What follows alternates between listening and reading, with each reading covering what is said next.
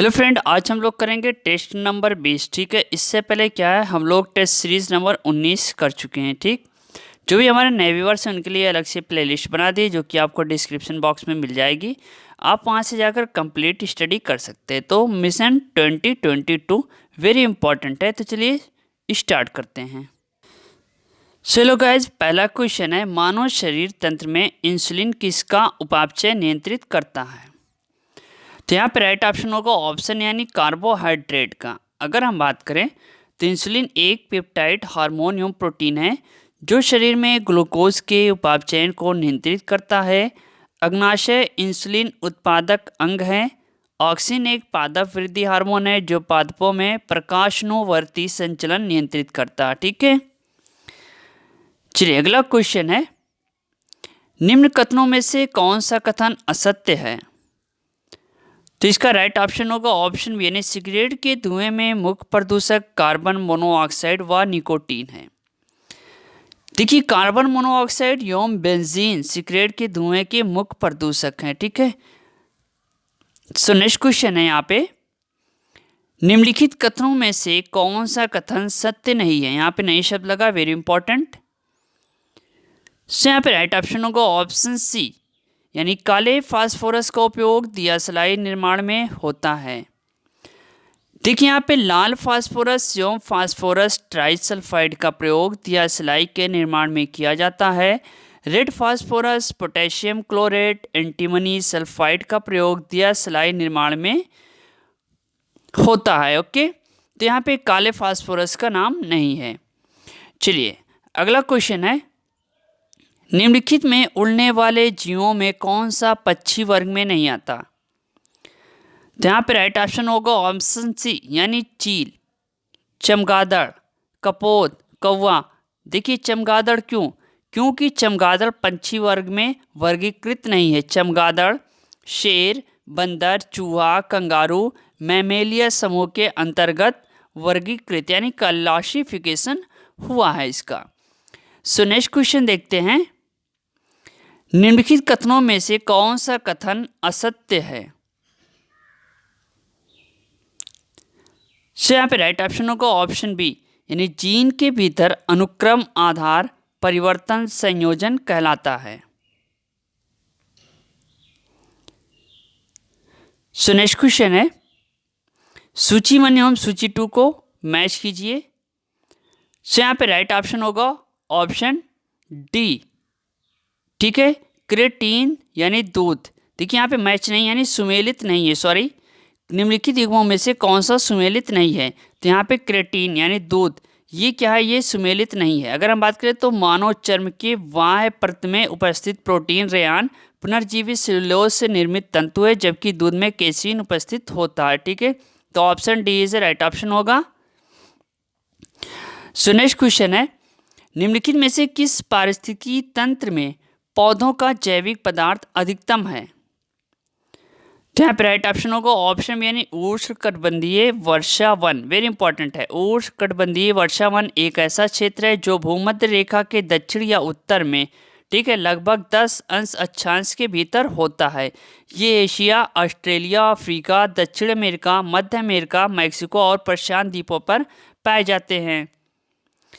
चलिए so next question है, देखिए यहाँ पे आपको सूची 1 एवं सूची 2 है। ठीक है, जयमंडल आरक्षित क्षेत्र और राज्य दिया है। अब इसका राइट ऑप्शन होगा ऑप्शन डी यानी सिमलीपाल उड़ीसा में है, दिहाग दिबांग अरुणाचल प्रदेश, नोक्रेक आपकी मेघालय में है, कोल्ड डेजर्ट हिमाचल प्रदेश में है। ठीक है, चलिए सो नेक्स्ट क्वेश्चन है, कथन ये है कि मरुस्थल शाश्वत ऊर्जा प्रदान उत्पादन के प्रभावकारी स्रोत हो सकते हैं। कथन यानी कारण आर, जितनी ऊर्जा मानव जात एक वर्ष में उपभोग करती है उससे अधिक ऊर्जा मरुस्थल 6 घंटों में सूर्य से प्राप्त कर लेते हैं।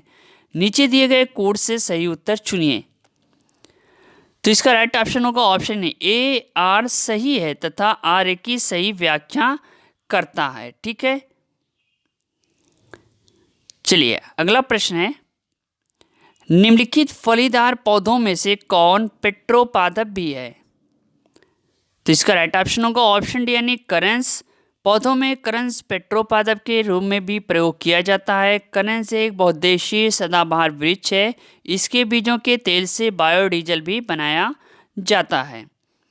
चलिए सो नेक्स्ट क्वेश्चन है, सूक्ष्म जैविक ईंधन कोशिकाएं ऊर्जा का धारणीय स्रोत समझी जाती है, क्यों? पहला, ये जीवित जीवों को उत्प्रेरक के रूप में प्रयुक्त कर कुछ सबस्ट्रेटों से विद्युतीय उत्पादन कर सकती हैं। दूसरा, ये विविध प्रकार के अजैव पदार्थ सबस्ट्रेट के रूप में प्रयुक्त करती हैं। तीसरा है, ये जल का शोधन और विद्युत उत्पादन करने के लिए अपशिष्ट जल शोधन संयंत्रों में स्थापित की जा सकती है। तो इसका राइट ऑप्शन होगा ऑप्शन डी, पहला, दूसरा और तीसरा। चलिए अगला प्रश्न है, निम्न मानकों में से हरिकेन द्वारा छत के मापन के लिए किसका उपयोग किया जाता है? तो इसका राइट ऑप्शन है ऑप्शन यानी सॉफिर सिम्पसन मापक का, वेरी इंपॉर्टेंट है। सो नेक्स्ट क्वेश्चन है यहाँ पे, समताप मंडल में ओजोन के स्तर को प्राकृतिक रूप से विनियमित किया जाता है। तो इसका राइट ऑप्शन होगा ऑप्शन बी यानी नाइट्रोजन डाइऑक्साइड द्वारा। समताप मंडल में ओजोन के स्तर को प्राकृतिक रूप से नाइट्रोजन डाइऑक्साइड द्वारा विनियमित किया जाता है। जल वाष्प के विघटन से हाइड्रोक्साइड अणु एवं हाइड्रोजन के एक अणु का निर्माण होता है। चलिए अगला प्रश्न है, निम्न में से कौन सा पर्यावरण संतुलन के संरक्षण से संबंधित है? तो इसका राइट ऑप्शन होगा ऑप्शन डी यानी शिक्षा नीति। ये संबंधित नहीं है। देखिए यहाँ पे नहीं शब्द लगा, ठीक है। निम्न में से कौन से पर्यावरण संतुलन के संरक्षण से संबंधित नहीं है, यहाँ पे नहीं शब्द लगेगा, ठीक है। तो ये क्वेश्चन में मिस्टेक है, यहाँ पे नहीं शब्द लगेगा। तो इसका राइट ऑप्शन होगा शिक्षा नीति, ये संबंधित नहीं। ओके, चलिए अगला प्रश्न है, स्वच्छ समुद्री जल में सूर्य की किरणें अधिकतम किस गहराई तक जा सकती हैं? तो इसका राइट ऑप्शन होगा ऑप्शन यानी 200 मीटर। नेक्स्ट क्वेश्चन है, सूर्य के प्रकाश से प्राप्त बैगनी विकिरण अपक्रिया निम्न में से क्या पैदा करती है? इसका राइट ऑप्शन होगा ऑप्शन सी यानी ओजोन। देखिए अगर हम बात करें तो ऑक्सीजन अणुओं के सौर प्रकाश की प्राप्त बैगनी किरणों के साथ अपक्रिया से ओजोन का निर्माण होता है। उल्लेखनीय है कि समताप मंडल में इसी प्रक्रिया द्वारा ओजोन का निर्माण होता है। चलिए सो नेक्स्ट क्वेश्चन है, निम्न में से कौन सर्वाधिक खतरनाक रेडियोधर्मी प्रदूषक है? इसका राइट ऑप्शन होगा option C strontium 90, very important है। सो नेक्स्ट क्वेश्चन है, उत्तर प्रदेश में जिला पंचायत का अध्यक्ष निर्वाचित होता है। देखिए इसका राइट ऑप्शन होगा ऑप्शन डी यानी 2, 3 और 4, ठीक है। 2, 3 और 4 जिला पंचायत के सदस्यों द्वारा अपनों में से जिला पंचायत के अनुसूचित जात या अनुसूचित जनजात सदस्यों द्वारा अपनों में से ही यदि उनके लिए सुरक्षित है, जिला पंचायत के पिछड़ी जात के सदस्यों द्वारा अपनों में से ही यदि उनके लिए सुरक्षित है। तो ये तीनों ऑप्शन जो है वो सही होंगे। सो नेक्स्ट क्वेश्चन है, उत्तर प्रदेश में सिंगल विंडो क्लियरेंस विभाग के निम्नलिखित उद्देश्यों पर विचार कीजिए और नीचे दिए गए कोड से सही उत्तर चुनिए। देखिए वेरी इंपॉर्टेंट क्वेश्चन है। सो यहाँ पे जो राइट ऑप्शन होगा ऑप्शन बी यानी केवल 2 सही है, औद्योगिक अनुमोदन, ठीक है। तो औद्योगिक अनुमोदन इज राइट ऑप्शन होगा। सो नेक्स्ट क्वेश्चन है यहाँ पे, निम्नलिखित में से कौन सा जोड़ा सही सुमेलित नहीं है? राइट ऑप्शन है ऑप्शन डी यानी मेरठ चाकू। मेरठ किस लिए? खेल का सामान यानी खिलौने के लिए, अलीगढ़ ताला के लिए, मुरादाबाद पीतल के लिए, फिरोजाबाद चूड़ियाँ के लिए, ठीक है। तो ये था फ्रेंड आज का टेस्ट सीरीज नंबर 20, ठीक है। इससे पहले जितने भी टेस्ट सीरीज हम लोग किए उसकी लिंक आपको डिस्क्रिप्शन बॉक्स में मिल जाएगी। हमने प्लेलिस्ट बना दी है, आप वहाँ से जाकर कंप्लीट स्टडी कर सकते हैं।